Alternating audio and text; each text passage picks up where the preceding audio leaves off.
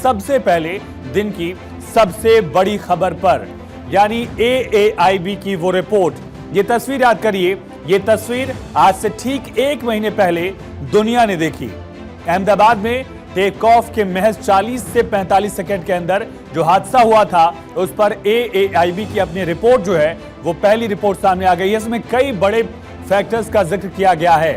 12 जून को जो हादसा हुआ उसमें क्या कारण रहे, AIB की जांच रिपोर्ट में क्या कहा गया, ये समझेंगे। लेकिन सबसे पहले उस वक्त पायलट और को पायलट में बात क्या हो रही थी, अब सिचुएशन को समझिए। फ्लाइट जो है वो टेक ऑफ करती है और टेक ऑफ के तुरंत बाद दोनों इंजन्स एक साथ बंद हो जाते हैं। एक इंजन चालू करने की कोशिश कुछ हद तक कामयाब होती है, लेकिन पूरी तरह से वो भी ऑपरेशनल नहीं है, और दूसरा इंजन जो है वो चालू नहीं हो पाता है। और इसी बीच रेड जो है, रैम टरबाइन जो है वो खुल जाती है। इन सब के बीच पायलट और को पायलट के बीच बातचीत हुई। पायलट ने पूछा, तुमने फ्यूल कट ऑफ क्यों किया?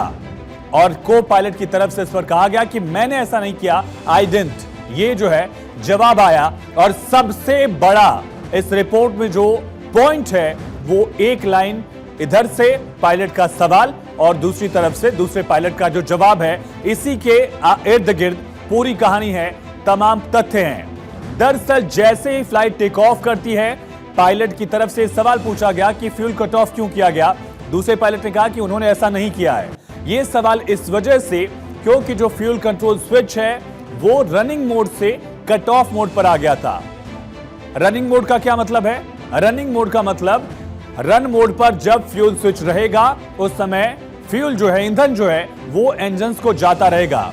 किसी भी फ्लाइट में 2 फ्यूल स्विच होते हैं, दोनों अलग अलग इंजन्स के लिए, ड्रीमलाइनर के इस तरह के विमान में। और ऐसे में एनिमेशन विजुअल्स के जरिए ये समझने की कोशिश करिए कि उस वक्त ये परिस्थितियां जो हैं कैसे उत्पन्न हुई और क्या डेवलपमेंट जो है उस समय दिखा। कुछ ही सेकंड में, मैं 40 सेकंड के अंदर जो है पायलट कैप्टन सुमित सबरवाल ने ATC को मेडे कॉल भेज दी थी, यानी इमरजेंसी की सिचुएशन जो है उसको लेकर उन्होंने ATC को इन्फॉर्म कर दिया था कि बहुत भारी संकट है। और इस दौरान एक एनिमेटेड वीडियो के जरिए आपको दिखाते हैं। देखिए उस वक्त कॉकपिट में सिचुएशन क्या रही, पायलट को पायलट के बीच बात क्या हुई और ATC को पहला संदेश जो है वो क्या भेजा गया और किस तरह की सिचुएशन फ्लाइट के अंदर रही होगी। ये AI जनरेटेड वीडियो के जरिए आप समझ सकते हैं। और उसके बाद का मंजर जो बहुत डरावना, बहुत भयावह था।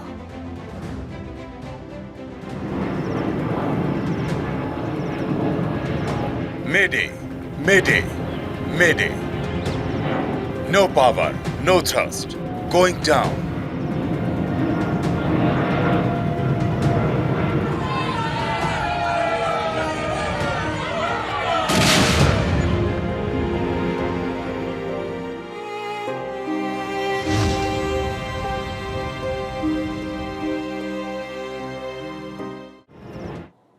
उस वक्त कॉकपिट में क्या हुआ ये आपने समझा AI के जरिए। पायलट को पायलट के बीच की बातचीत हमने आपको सबसे पहले बताई कि फ्यूल कट ऑफ को लेकर एक पायलट ने दूसरे पायलट से पूछा कि आपने फ्यूल कट ऑफ क्यों किया। को पायलट की तरफ से दूसरे पायलट की तरफ से कहा गया कि मैंने ऐसा नहीं किया। दूसरी तरफ तुरंत मेडे कॉल दी जाती है, यानी इमरजेंसी सिचुएशन है, ATC को इन्फॉर्म किया जाता है और ये भी कहा गया कि no power, no thrust, going down. ATC जब तक रिस्पॉन्ड करता तब तक ये धमाका जो है वो सबके सामने था। एयरपोर्ट पर लगे कैमरे में भी ये तस्वीरें रिकॉर्ड हुई और कॉकपिट पर जाकर एविएशन एक्सपर्ट से कॉकपिट में हमारे सहयोगी वरुण जैन ने समझने की कोशिश की कि फ्यूल कट ऑफ का पूरा सिस्टम क्या रहा और रिपोर्ट में जिन पहलुओं का जिक्र किया गया वो किस सिचुएशन को रिप्रेजेंट कर रहे हैं, दिखा रहे हैं कि आखिर एग्जैक्ट सिचुएशन उस वक्त क्या रही होगी, क्या क्या फैक्टर्स हो सकते हैं। वरुण जैन की रिपोर्ट देखिए। इसमें इस वक्त हम सवार हैं, एक एयर बस है, कुछ इसी तरीके का बोइंग विमान होता है और कुछ इसी तरीके के कट ऑफ स्विच होते हैं। अगर आप हमें बता पाएं यहाँ पर हमारे दर्शकों को। तो ये इंजन नंबर 1 का स्विच मास्टर स्विच है, ये इंजन नंबर 2 का मास्टर स्विच है। और बोइंग में सिमिलर तरीके का स्विच होता है जिसको कि फ्यूल शट ऑफ स्विच बोलते हैं। और आप ये देख पा रहे हैं तो इसमें सेफ्टी मैकेनिज्म है। अगर मैं इसको मूव करना चाहूँ तो ये मूव नहीं होगा अनलेस कि मैं इसको उठा करके ज़बरदस्ती पीछे नहीं लेके आऊँ तो ऐसा नहीं है कि किसी दुर्घटनावश ये पीछे अपने आप आ गए हों या हाथ लग गया हो तो पीछे आ गए हों। तो इनको ऑफ करने के लिए आपका इंटेंशन होना चाहिए ऑफ करने के लिए, तभी ऑफ कर पाएंगे। Western media, New York times, BBC, इस तरह के जो पश्चिमी मीडिया आउटलेट्स हैं वो इसमें भी इंडियन पायलट्स की गलती खोजने या बताने जताने की कोशिश कर रहे हैं। लेकिन जाहिर तौर पर एविएशन एक्सपर्ट ने कहा या आपने सुना कि इस तरह की कोशिश जो है जानबूझकर नहीं की जा सकती। इस तरह का अनुभव उनके पास था और अनजाने में हो जाए ये भी ऐसा दिखता नहीं है। इस रिपोर्ट पे 15 पेज की जो जांच रिपोर्ट है उनमें क्या क्या फैक्टर्स हैं, अब ये समझते हैं कि AAIB की इस रिपोर्ट में क्या कहा गया है। दरअसल सबसे बड़ा खुलासा ये है कि फ्यूल कट ऑफ स्विच जो है उसका जिक्र किया गया है और ऐसे में टेक ऑफ के साथ ही दोनों इंजन जो हैं N1 N2 दोनों इंजन जो है वो बंद हो गए। उनको फिर से चालू करने की कोशिश की गई। N1 इंजन कुछ हद तक चालू हुआ, फिर से उसने रिकवरी की। इंजन का कट ऑफ स्विच जो है वो अचानक बदल गया, यानी कि फ्यूल का जो सप्लाई वाला सिस्टम है वो तुरंत बंद हो गया था। उसको सही करने की कोशिश की गई। ऐसे में 1 सेकंड में रन यानी चालू इंजन में इसको बदला गया, कट ऑफ से इसको चेंज किया गया वापस से रन में, यानी कि ऑफ ऑन समझ लिए, ऑफ हो गया था अपने आप, उसे फिर से रन में बदला गया। रन से कट ऑफ यानी बंद इंजन में जो स्विच अपने आप हो गया था उसको फिर से सुधारने की कोशिश की गई थी। फ्यूल सप्लाई बंद हुआ तो दोनों इंजन जो हैं वो एक साथ बंद हो गए और ये फ्लाइट के टेक ऑफ के महज कुछ ही सेकंड में हो चुका था। फिर से दोनों पायलट्स की जो बातचीत हुई थी उसके बाद फिर से इंजन्स को चालू करने की कोशिश की गई। N1 इंजन यानी कि पहला इंजन जो है वो थोड़ी रिकवरी उसमें दिखी, लेकिन दूसरा इंजन जो है वो बिल्कुल रिकवर नहीं हो पाया और ऐसे में दोनों इंजन फेल होने की वजह से रेड जो है, रैम टरबाइन जो है वो अपने आप खुल जाता है। ये एक ऑटोमेटिक सिस्टम है, वो आपने देखा भी होगा। और ईंधन की सप्लाई रुकने की वजह से फ्लाइट जो है वो थ्रस्ट नहीं ले पाई, पावर उसमें नहीं था और इस वजह से गोइंग डाउन वाला जो सिग्नल है वो आप देख सकते हैं, सुन सकते हैं कि किस तरह से पूरा जो खुलासा वहां पर सामने आया था। सिविल एविएशन मिनिस्टर के राम मोहन नायडू की तरफ से इस जांच रिपोर्ट पर प्रतिक्रिया क्या दी गई है, ये सुनते हैं। This is a preliminary report right now, and from the ministry we are analyzing the report, but I think it would be better if we can comment on it once the final report comes in. So we are coordinating with AIB also. Whatever support or resources they need, we'll be providing to them, and we are hoping that as soon as possible the final report also comes in so that we can arrive at some conclusions. तो civil aviation minister, केंद्रीय नागरिक उड्डयन मंत्री की तरफ से कहा गया कि ये प्रारंभिक रिपोर्ट है, लेकिन अंतरिम रिपोर्ट जो है वो सामने आएगी जब तो और तथ्य खुलकर सामने आ जाएंगे, ये उम्मीद उन्होंने जाहिर की। लेकिन आज से ठीक 1 महीने पहले 12 जून को क्या हुआ था 1:38 पर, ये समझते हैं कि उस दिन कैसे पल पल में जो तस्वीर है वो बदलती चली गई और उसके बाद ये मंजर हमारे सामने आया। दरअसल 12 जून को कब क्या हुआ ये समझते हैं।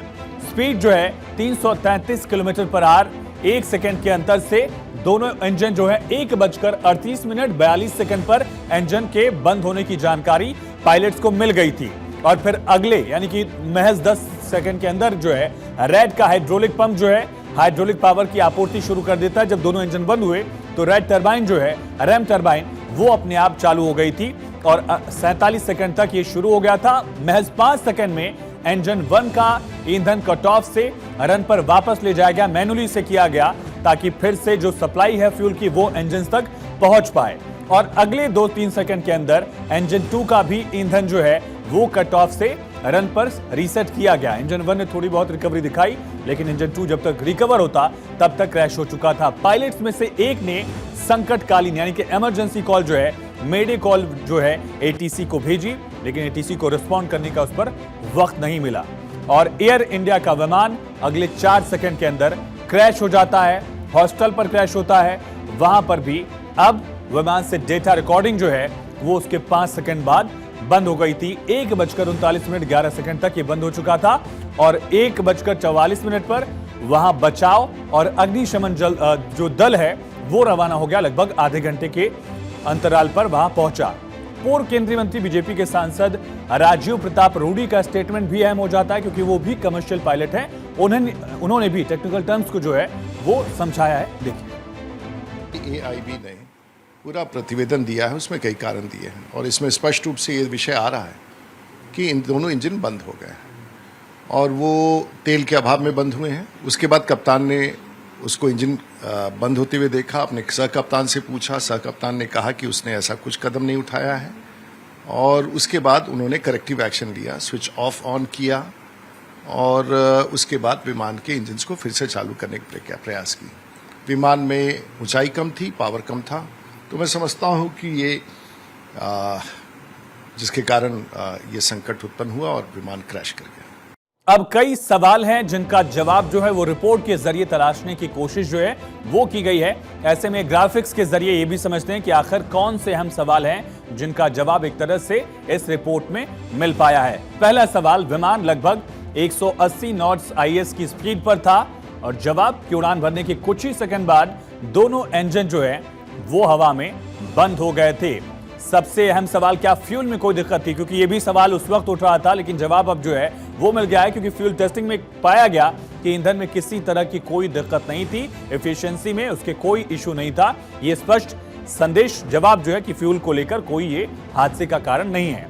क्या बर्ड हिटिंग की कोई समस्या थी? कई बार ऐसा देखा जाता है कि इंजन जो है वो ऐसी वजहों से, चिड़िया के टकराने से, पक्षी टकराने की वजह से रुक जाते हैं, बंद होते हैं। लेकिन ये कहा गया कि फ्लैप सेटिंग जो है वो 5 डिग्री और गियर जो है नीचे उड़ान भरने के लिए सामान्य थे। बर्ड हिटिंग संबंधी कोई समस्या नहीं थी। किसी भी एक्सटर्नल कॉज को भी यहां से खारिज किया गया है इस रिपोर्ट में। अगला सवाल, हादसे के वक्त क्या मौसम कोई कारण हो सकता है? आंधी तूफान, तेज बिजली गिरना, इस तरह के कई सवाल होते हैं। लेकिन यह भी कहा गया कि आसमान पूरी तरह से क्लियर था, विजिबिलिटी भी अच्छी थी, इस वजह से एक्सटर्नल इवेंट की वजह से हादसा हुआ ऐसा नहीं लगता है। फिर अगर कॉकपिट से हुआ तो क्या पायलट की कोई गलती थी? कोई मेंटल दबाव तो नहीं था? कोई साइकोलॉजिकल इसमें एंगल तो नहीं था? ये कहा गया कि पायलट मेडिकली फिट थे या नहीं थे। अब उसमें बताया गया कि पायलट्स का अनुभव क्या रहा है। दोनों पायलट मेडिकली फिट थे। पायलट इन कमांड यानी कि जो मेन पायलट हैं सबरवाल, उनके पास 8200 घंटे का अनुभव था और को पायलट के पास भी 1100 घंटे से ज्यादा का अनुभव था और उससे एक दिन पहले ही यानी 11 जुलाई को ही ये दोनों शहर में पहुंच गए थे। पूरी नींद इन्होंने ली थी।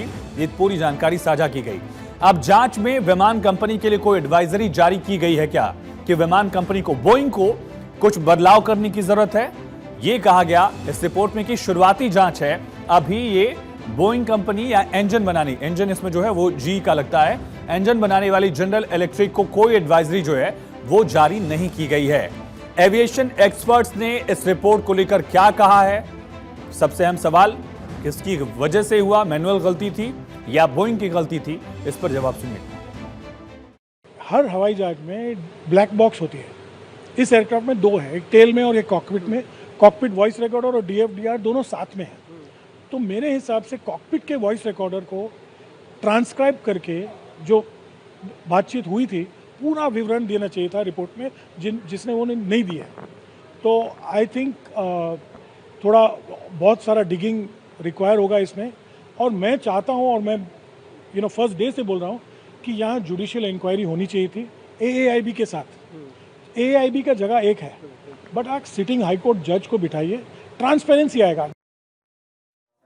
दरअसल सबसे अहम सवाल यही है कि आखिर किस वजह से हादसा हुआ और अब तक की इस 15 पन्नों की रिपोर्ट से एक फैक्टर साफ है कि जो भी कुछ कारण रहा हो उसका सीधा लिंक जो है, सीधा कनेक्शन जो है वो फ्यूल कट ऑफ सिस्टम से है कि फ्यूल का कंट्रोल का जो सिस्टम है वो रन से कट ऑफ मोड पर कैसे आया, बोइंग की क्या गलती थी, क्या मैनुअली वो किया गया और अगर मैनुअली हुआ तो किस वजह से हुआ, जिसकी संभावना बिल्कुल न के बराबर दिख रही है। यही एक फैक्टर है जिस पर सबकी निगाहें हैं। हालांकि प्रारंभिक रिपोर्ट है और अंतिम रिपोर्ट आनी बाकी है। 1 महीने के अंदर ये प्रारंभिक रिपोर्ट जारी की गई है। हमारी सहयोगी आकांक्षा राजपूत की रिपोर्ट देखिए, समझिए। एक रिपोर्ट का मैं जरूर यहां पर जिक्र करना चाहूंगी, FAA का। दरअसल 2018 में FAA ने 737 में चेतावनी दी थी कि इसके सिस्टम में कोई खराबी है, स्विचेस को लेकर तकनीकी खराबी है, लेकिन एयर इंडिया ने उस वक्त ध्यान नहीं दिया था। दरअसल FAA ने 7 साल पहले 2018 में इसी फ्यूल कंट्रोल सिस्टम को लेकर एक एडवाइजरी जारी की थी, सुझाव दिया था, निर्देश नहीं दिया था कि जो कंट्रोल सिस्टम है उसके स्विचेस में और ज्यादा बेहतरी की गुंजाइश दिखती है। लेकिन एयर इंडिया की तरफ से इस बात को क्रॉस वेरीफाई नहीं किया गया, इसकी जरूरत नहीं समझी गई और इस वजह से ये फैक्टर जो है अब सामने आया है। अब दो अलग अलग साइड्स हैं। फ्यूल कंट्रोल सिस्टम जो है वो या तो किसी ने मैनुअली कर दिया हो, पायलट ने या को पायलट ने, या फिर बोइंग की ही ये टेक्निकल गलती हो जिस वजह से ये हादसा सामने आया। अब इन दोनों पहलू को भी समझने की कोशिश करते हैं कि एक्सपर्ट्स क्या कह रहे हैं, एक्सपर्ट ओपिनियन क्या है, ये हम समझते हैं। दरअसल दो अलग अलग पहलू, पायलट दूसरी तरफ बोइंग कंपनी, यानी कि मैनुअल गलती या फिर टेक्निकल गलती। पायलट ने कोई इंटेंशनल गलती नहीं की है, जानबूझकर कोई नहीं करेगा, इतना अनुभव था, कोई और ऐसा एक्सटीरियर या एक्सटर्नल कारण भी समझा नहीं गया है, बाहरी कारण भी इसमें समझ नहीं आ रहा है, इस वजह से पायलट ने कोई गलती जानबूझकर नहीं की, कहा जा रहा है। दूसरी तरफ प्राइमरी मिस्टेक जो है वो बोइंग की लगती है, क्योंकि 7 साल पहले FAA की तरफ से भी इसी particular cut off system, fuel cut off को लेकर, फ्यूल कंट्रोल सिस्टम को लेकर ही सुझाव दिया गया था। दूसरा, स्विच लॉकिंग स्ट्रांग होता तो ये अवॉइडेबल था। अगर गलती से हो भी गया, किसी का हाथ लगने इस तरह की जिसकी गुंजाइश बहुत कम है, लेकिन अगर ऐसा हुआ तो स्विच लॉकिंग स्ट्रांग होता जो FAA की तरफ से 7 साल पहले कहा गया था, तो ये हादसा जो है वो रोका जा सकता था शायद, काश। अब बोइंग का पर्सपेक्टिव क्या है? स्विच डिजाइन फ्लॉ, यानी कि जो उसमें एक गलती है, एक लूपहोल है, 2018 से पता था।